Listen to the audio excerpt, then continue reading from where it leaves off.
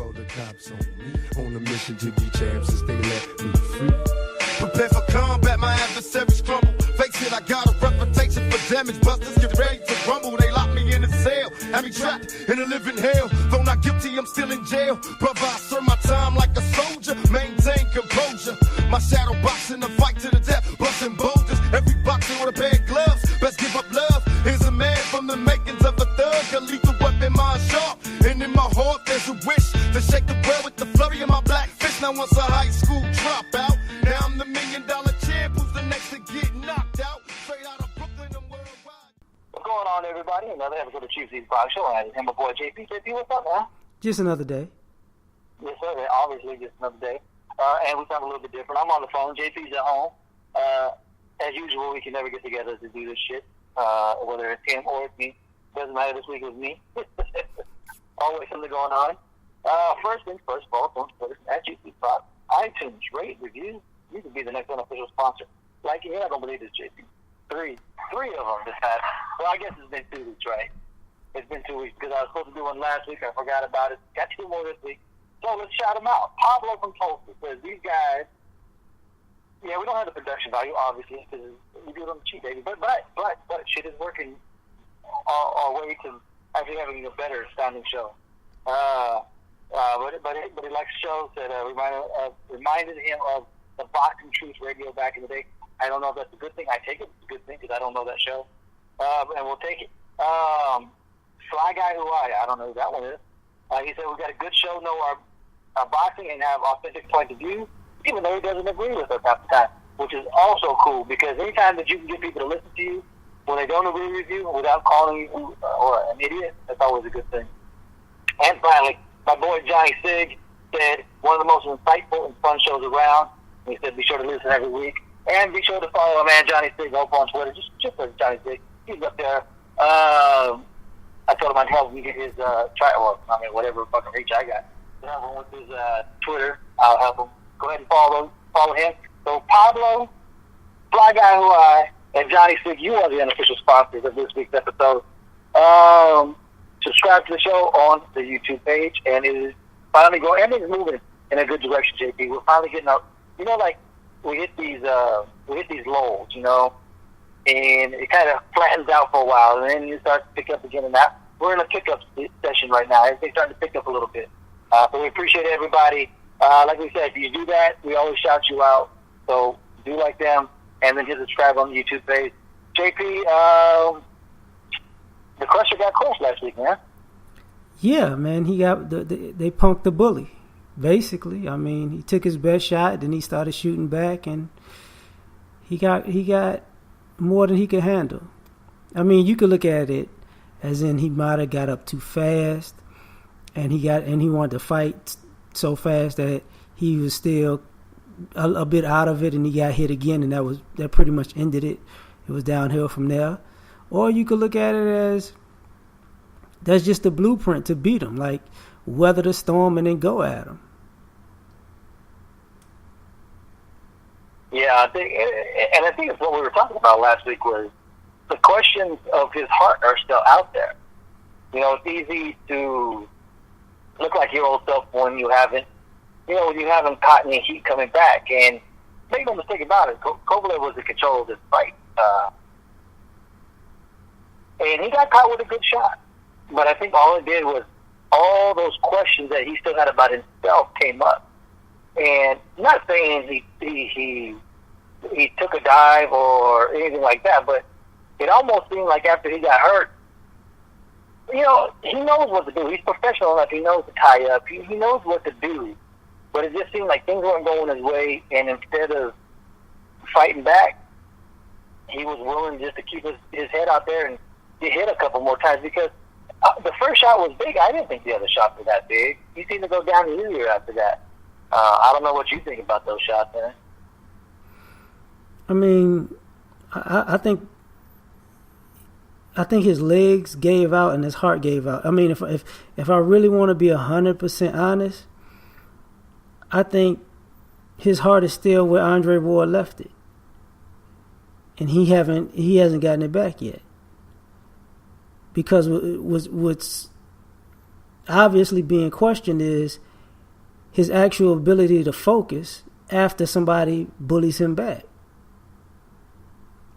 You know, I don't think he could take it. You know, and at the end of the day, he can always be a great fighter or a good fighter, but if you can't take the punishment, if you could dish it but you can't take it, that's going to leave you in a bad predicament when people feel like that's your game plan. You basically Victor Ortiz at this point. Yeah. You know, it just, we got those questions answered, you know, and he's never going to be the same again. I think that's pretty obvious at this point, that he's just not going to be the guy he was before the second Andre Ward fight. I think he was still the same guy after the first Andre Ward fight. I really do. You know, he just didn't like where that fight went that second time around. He didn't like the direction in which it was going. And he was willing to almost look for a way out with that, you know, that last low shot, you know. And we've kind of seen that he hasn't fully gotten all of his confidence back. And once the fighter's confidence is shaken, and especially a guy who fights the way that Kovalev does, he's done. So let's move on to a later Alvarez. A great comeback. I wouldn't say a great performance, because he was in almost knockout mode at that point. He probably lost, 5 of the first 6 rounds. So, you know, he had to kind of come with an effort like that to come back in that fight. But he beat the man. And so, to me, no matter how much Alvarez was losing going into that final round, what ended up being the final round, hey, he beat the man. He's the man. I wouldn't rate him as the best, but right now he's the man, because that's just how we run things. You know, he beat the man. So until somebody beats him, at this point, he is the man. But I think all it did was kind of throw more things into question. That light heavyweight division is, and I don't think it's a bad thing that Kovalev is out of the picture as far as the top guys. And I kind of wish that Adonis Stevenson wouldn't have found a way to get that draw with Badu Jack, because I would have loved to see a new wave of light heavyweights at this point come in. And Alvarez is just he's thrown more questions into that light heavyweight division. And I would say that now is the time. They may not do it, because they keep on talking about it in the WBSS, that they're going to have a third division. But now is the time to put the light heavyweight division, maybe it's next year, into that tournament, because there's so many questions, so many young guys, so many new matchups to be had now, and so many Eastern European. This guy's Colombian. There's people from all over that don't seem to be locked into those promotional contracts that would keep him out of a tournament. Because I don't think that a guy like Kovalev would have been in that tournament. I damn sure know that Adonis Stevenson wasn't going to get into a tournament like that. So minus those guys out of the picture, the rest of these guys, I would love now to see a tournament so we could crown a new light heavyweight king. I want that, but I want to put it on hold for a little bit, because I want to see the rematch. Because I'm not going to say Kovalev's done just yet, even though congratulations to Alvarez. But I'm going to say, if Alvarez takes it to him in a rematch and he gives it up again, he's done after that. You know, I think even if he loses, he better lose on his shield. You know, like, I don't care if he gets shut out. He better just fight it all the way out. You know, but as far as the tournament goes, you're right. Adonis Stevenson don't want no parts of it. So, I mean, it's all hope is for Badu Jack to beat him, and then they can come together. Because it might sound weird, but I could predict Jack beating Stevenson, and Stevenson and Kovalev have to fight each other for a shot at a title again. You know, and while everybody else is competing. So, you know, that's my thought on that one. I guess we can hope that even if Jack doesn't get the rematch, which I don't know. If Jack gets the rematch, it's not going to be for a title. That's going to be the bad thing because I think they're really going to push this Gvozdyk mandatory, which was supposed to happen after the Badu Jack fight. And so if he does that and then the title's taken away from him, so be it. Or Gvozdyk could just actually end the dynasty with an era for us, and then we could get ready for that tournament. I hear what you're saying on the Kovalev possible rematch, but, you know, I kind of get that Andre Ward feeling with if there was a rematch, you know, like, even if Kovalev didn't find his way out of this fight with Alvarez, I have to believe that Alvarez would have came on strong because Kovalev looked like he was done. And, you know, the rumors of the drinking and the lack of training in between fights kind of started to rear its ugly head. And at 35 years old, that stuff all catches up to you. So I can just see this, even in the rematch with Ward, Kovalev is still skilled enough that he can hang in there with you until you put the heat on him. And it just doesn't seem like he wants to be. He doesn't want to hide in his kitchen, that's for sure. And Alvarez, I think, knows now at this point, okay, now I know how to attack this guy. And I think that's what Ward learned in the first one. Okay, I had some success. Even though I thought Kovalev won that first fight, I think that Ward, he learned so much in that second half of that fight that he carried a lot of that over into the second fight itself. And so I see Alvarez kind of doing the same thing. And once he gets to Kovalev again, I think it's just a matter of time before he gets Kovalev out of there again. I don't know. We'll see. I mean, is he done? Yeah, I think, to me, as being a top guy in the light heavyweight division at this point, I consider him done. I wouldn't actually mind if Stevenson dodged the Gvozdyk fight because even at their diminished state and ages, I would still want and like to see that Kovalev and Stevenson fight. I mean, you know, it's like those guys who never fight until they're too old and past it, but for whatever reason, we'll still go ahead and pay for it to a way lesser extent of the Pacquiao-Mayweather route. We never got it at their heyday, but you eventually give it to us, and we're stuck as enough as boxing fans. We'll buy that shit. We'll watch it. See, I think because for some odd reason, when people like fighters, their heyday lasts longer just because you like them. That their heyday is going to go on a downturn before they, after their skills will. And I think because people like Kovalev, they're going to let him slide, at least for a little bit longer. You know, but we shall see. Yeah, we shall see. That's why they do these things. We get to talk about it. I'm on the undercard. Dimitri Bivol successfully defends his title against Isaac Chilembo. I mean, it was what it was. I mean, he got rounds in, I guess. But a lot. I think some of the luster. Everybody was so high on Bivol, but Bivol's just right in that mix, and that's what I'm saying. That next crop of light heavyweight just feels such a big question. You know, everybody was so quick to say Bivol was going to be the man. Hell, I've been saying Gvozdyk was going to be the man for a long time, but we still have to see it. And I think that's all Bivol showed us is that he has the ability to be that next guy at light heavyweight. But I think we saw in this fight, you know, it was a good performance, but nothing overly impressive. That maybe everybody just a tad overvalued him, and maybe he's just right in that mix of Alvarez, Gvozdyk, Bivol, Beterbiev, all four of those guys to figure out who's going to be the next king of light heavyweight. What do you think about Bivol? I think he came and he did what he was supposed to do. I think he just got his thunder stolen by the night at the end of the day. One of the things that I kind of feel bad for him because it was supposed to be a lead-up fight. And now he's got if it can happen, if there is no rematch, you know, though Alvarez and Bivol might have to go one-on-one.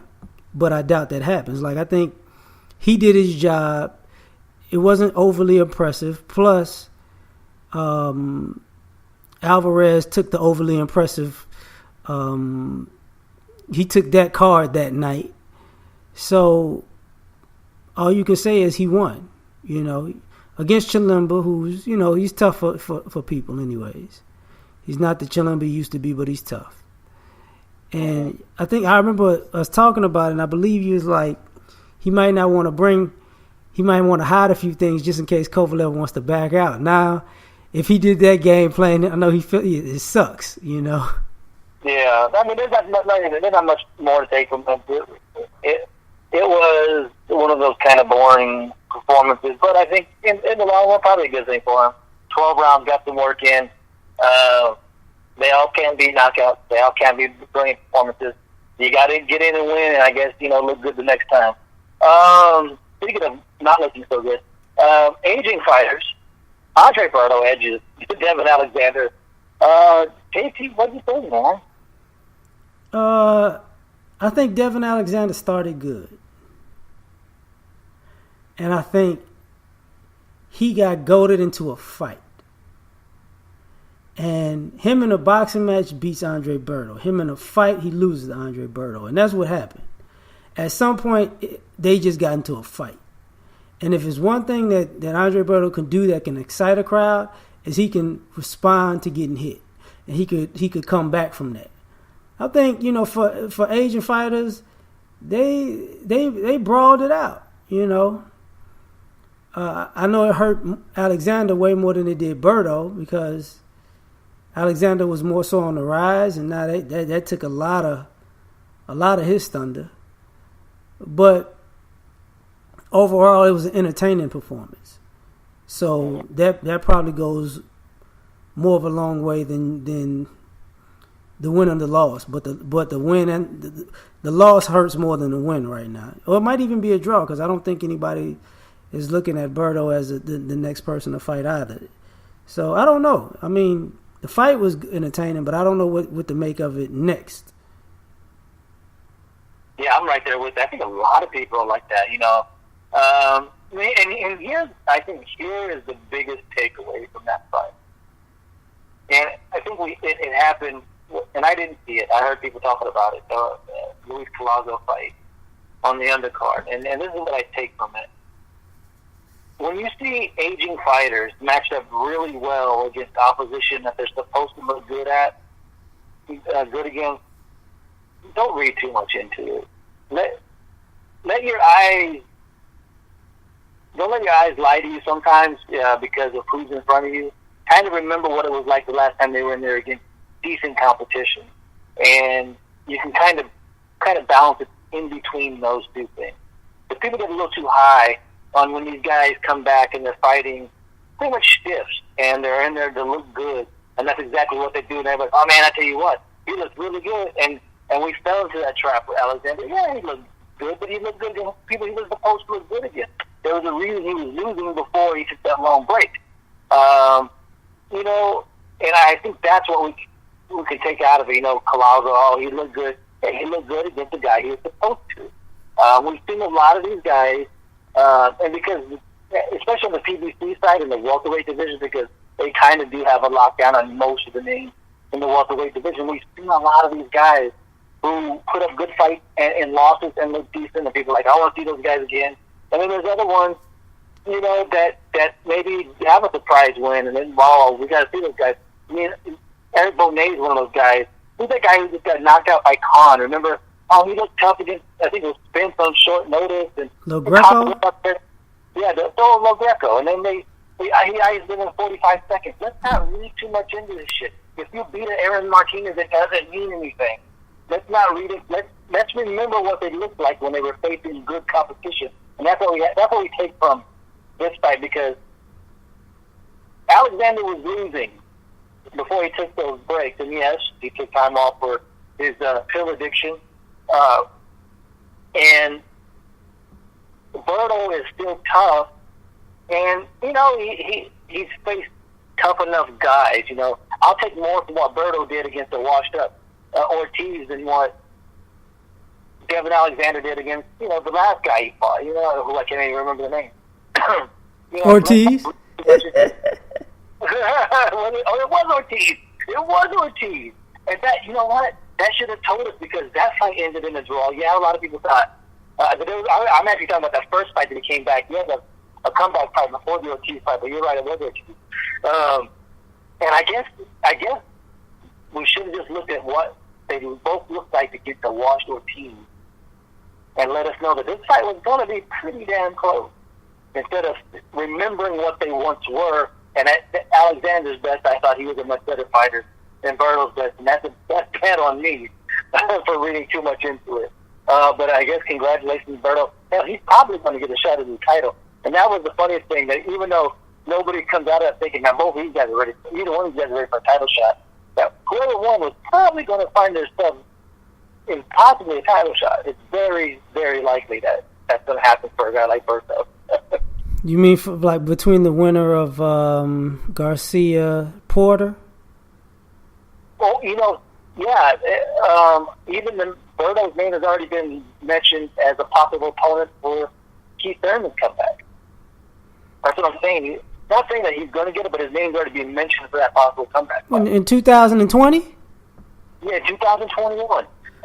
And hell, I forget what the other name was. I just saw it yesterday, too, and I can't remember. It was another name. I think it was Josepito Lopez, actually. I think it was. I'll tell you what, and if I'm Keith Thurman, I go the Berto route. Because Berto's a name and a former champion. And at that Dominican State, I think Keith Thurman, even after a 5-year layoff, I think he can still get the job done against a guy like that. But this is exactly what that fight was for, and we got the desired outcome, right? I think, you know, yeah, even with the Thurman thing, I honestly believe what's going to wind up happening is he's going to wind up fighting the loser. Like, if they want to do something, he might wind up fighting the loser of Porter Garcia in a rematch. And the winner might wind up fighting Berto, because that Spence and Garcia fight is probably going to happen. You know, leaving Crawford as the odd man out right now. Oh, of course. Crawford he pigeonholed himself in a bad spot, just going the WBO route. I talked about that before it ever happened. That was a bad move for him, because he has zero options at this point. That's why he's getting. Who's he getting? Benavidez. Yeah, but he's gonna fight Manny. I just see it, him and Manny. It is what it is. You know, it'll be a name on a resume, but I mean, beating Manny might get these other guys to hurry up and try to jump on the train to get a payday. So it's back to politics and posturing.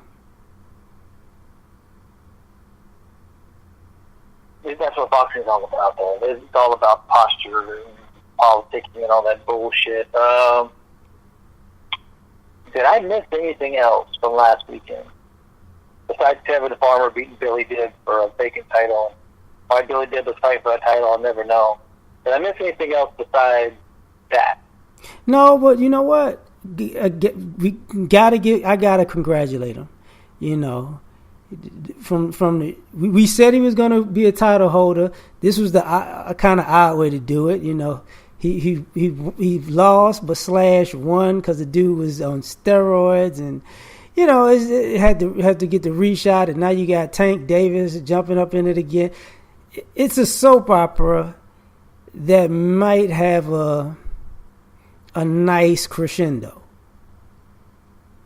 Yeah, and I think did Kevin Farmer lock himself up as comeback fight of the year? I mean, he's up there. See, the thing I would take away from that is he got shot and he came back. But it is Kevin Farmer, and he only got shot in the hand, so really that's not really going to damage his boxing career. Because he wasn't going to knock you out anyway. But no, I mean, good for him. I hope he gets that Tank Davis fight. I would favor Davis. As much as Davis is kind of a fuck up in a lot of ways outside the ring, inside the ring, he's a monster, man. I mean, let's make no No bones about it, man. He's a fucking monster, especially at 130. If he can make the weight, he's a beast in there. I would favor Tank, but that could easily be Tim 2 outboxing. You know, just getting outboxed. You know what I mean? But you know, congratulations, Taylor Farmer. I mean, it's a good story. We like stories like that in boxing. And, let's hope we can get to unifying some titles. I mean, there's fights to be had at 130. I would love to see people fight Miguel Burchell. He's just been sitting there. Nobody calls out Miguel Burchell. Nobody. What anybody says, I've watched the video. Nobody calls out Miguel Burchell. Don't wait on it to happen either. I mean, I don't think anybody's going to do it. I mean, they were calling UFC fighters was about to fight Tank. So I mean, nobody wants any problems with Miguel right now. I think as far as Tank and Tevin is concerned, I would take Tevin. I mean, Tank is definitely the more dynamic fighter. He's definitely the can get you out of there. But I saw him recently, him and Adrian Broner together, and I'm like, you too young to be this out of shape. Yeah. And I would take a fighter that's in shape over a fighter who got to get in shape to fight. You get what I'm saying? Because Farmer stays in shape. Yep. The only thing that saves that saves Tank at this point is his age. You know, because Adrian Broner got away with it up until about 25 years old, and Tank he's getting close to that. How old is he? He's about 23, 24 now. Around there. Yeah, he's not there yet, but another year or so like that, yeah, it's going to catch up to him. At this point, the age will save him. I think because it won't be as hard for him to get into shape. And it didn't hurt for the most part Broner until, you know, and let's be honest, at that weight, he's stronger than everybody. If he's doing this shit and he moves up to 135, he's in trouble. Especially if God forbid, he moves to about 140, he'd really be in trouble trying to fight those bigger guys, just trying to be a fat guy, losing weight in training camp. It's not a good recipe. Adrian Broner should not be the guy that you're patterning yourself after, or even hanging around, because if you're really about that lifestyle as a fighter, then Adrian Broner is the guy you want to be around. No, I mean, that's what bothers me. Like, I'm not even. It's just the fact that they're out of shape. Like, you're not supposed to be an out of shape professional athlete.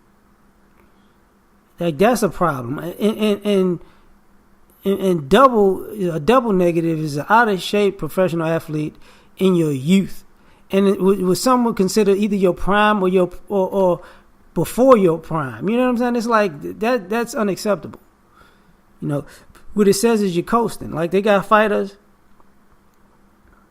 who are way older who are in better shape. And I'm not talking about, you know, forget the looks. Like, I'm talking about, like, they actually look like they still fight on a regular basis. You know, like it's like Tank right now looks like he's gonna have to get in shape and get the cobwebs out at the same time. And I think he should just be better than that right now. This is the time where you actually put the pedal to the metal. Yes, sir. All right, JP, man, I told you it's about all the time I got this week.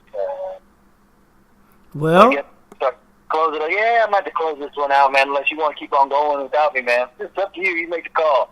I got IKEA Day, folks, so I got stuff to do. So this is where the fighters fight and the fans commentate. Hold on, JP. I do got to close it out. Follow the show on Twitter. I got to do my spiel, man. I don't feel right unless I do it. Follow the show on Twitter, GP's Box. iTunes, rate, review. You're the next unofficial sponsor. Like our guys, Pablo from Tulsa, Fly Guy Hawaii, and my boy Johnny Fig. You guys were the unofficial sponsors. I'm sorry it was over the phone for me, fellas. I really am. But we do what we do when we can do it. So be like them. Subscribe to the YouTube page. Rate and review. You'll be the unofficial sponsor. That's how we do it. We appreciate all you guys listening. Now you can do it, JP. This is where the fighters fighting the fans commentate. We do it just like, what the hell am I doing? And look, he gonna take everything from me. Hey, we doing just like you. Look, you speak to everybody. Don't take it, goddamn. Peace. Peace.